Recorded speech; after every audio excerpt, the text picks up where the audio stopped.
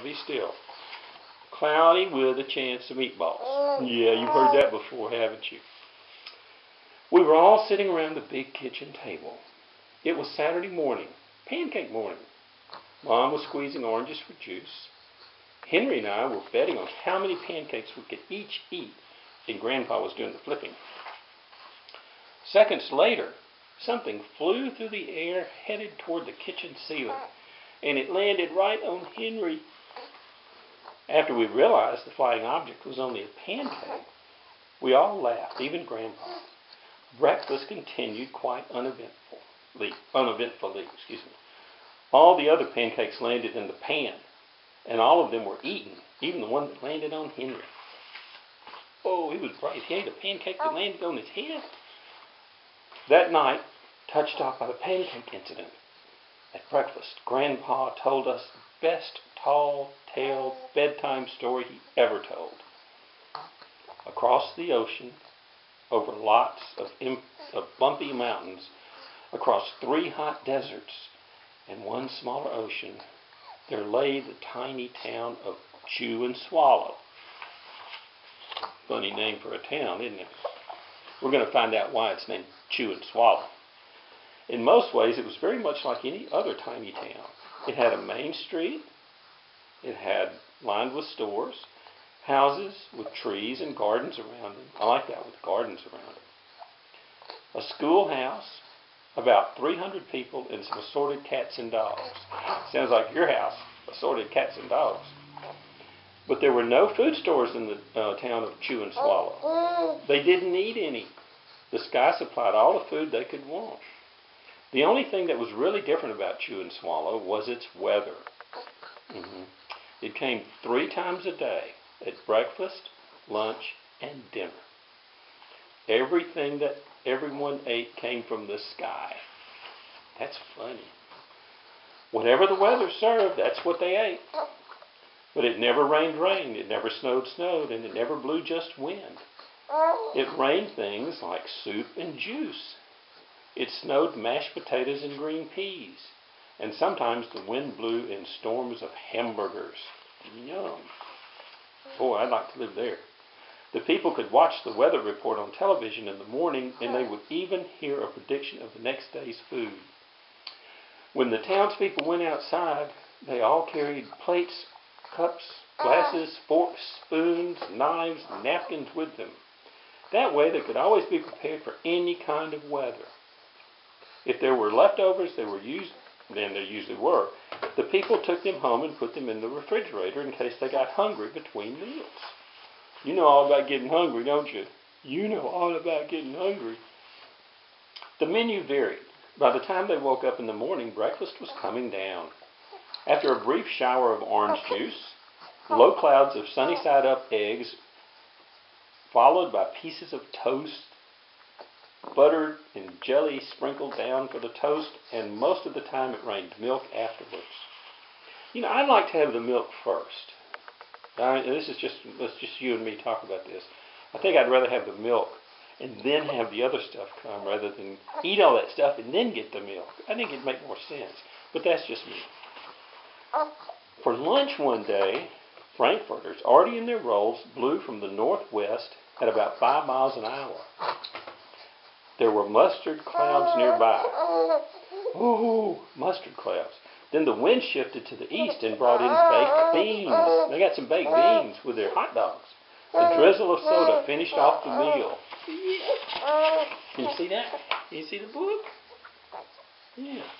Let me read it like this so you can see some of the pages. How about that? That'd be better, wouldn't it? Dinner one night consisted of lamb chops, becoming heavy at times, with occasional ketchup. Periods of peas and baked potatoes were followed by gradual clearing with a wonderful Jell-O setting in the west. Jell-O setting in the west. The sanitation department of Chew and Swallow had a rather unusual job for a sanitation department. It had to remove the food that fell on the houses and sidewalks and lawns. The workers cleaned things up after every meal and fed all the dogs and cats. Then they emptied some of it into the surrounding oceans for the fish and turtles and whales to eat.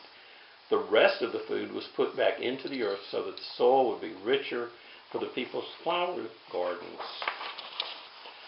Oh. Here's, Life for the townspeople was delicious until the weather turned for the worst. Spaghetti ties up town was the headline in the newspaper. One day there was nothing but gorgonzola cheese all day long. The next day there was only broccoli all overcooked. Ugh. Broccoli overcooked is not good. And the next day there were Brussels sprouts and peanut butter with mayonnaise. Yuck. Another day there was a pea soup fog. No one could see where they were going, and they could barely find the rest of the meal that got stuck in the fog. Mercy me. Let's see. You see it? Okay.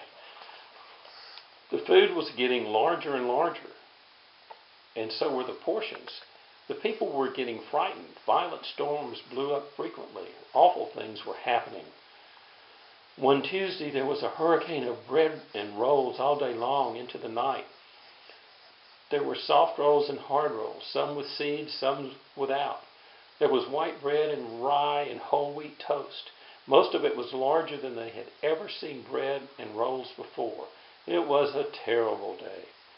Everyone had to stay indoors. Roofs were damaged. And the sanitation department was beside itself.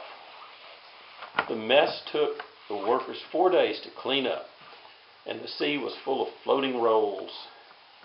But to help out, the people piled up as much bread as they could in their backyards. The birds picked at it a bit, but it just stayed there and got staler and staler.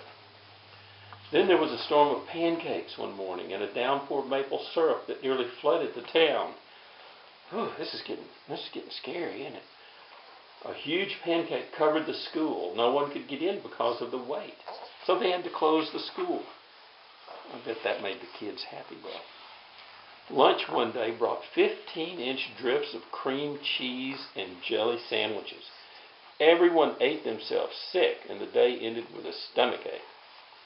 There was an awful salt and pepper wind accompanied by an even worse tomato tornado. People were sneezing themselves silly, running to avoid the tomatoes. The town was a mess. There were seeds and pulp everywhere. The sanitation department gave up. The job was just too big. Everyone feared for their lives. They couldn't go outside most of the time. Many houses had been badly damaged by the giant meatballs. Stores were boarded up, and there was no more school for the children. Oh, goodness. Don't get too fussy now. We're almost through. So a decision was made to abandon the town of Chew and Swallow. It was a matter of survival. The people glued together the giant pieces of stale bread, sandwich style, with peanut butter. Then took absolute necessities with them and set sail on their rafts for a new land. After being afloat for a week, they finally reached a small coastal town. Which welcomed them. The bread had held up surprisingly well enough for them to build temporary houses for themselves out of it. A bread house? They built a house out of bread? Did you see that?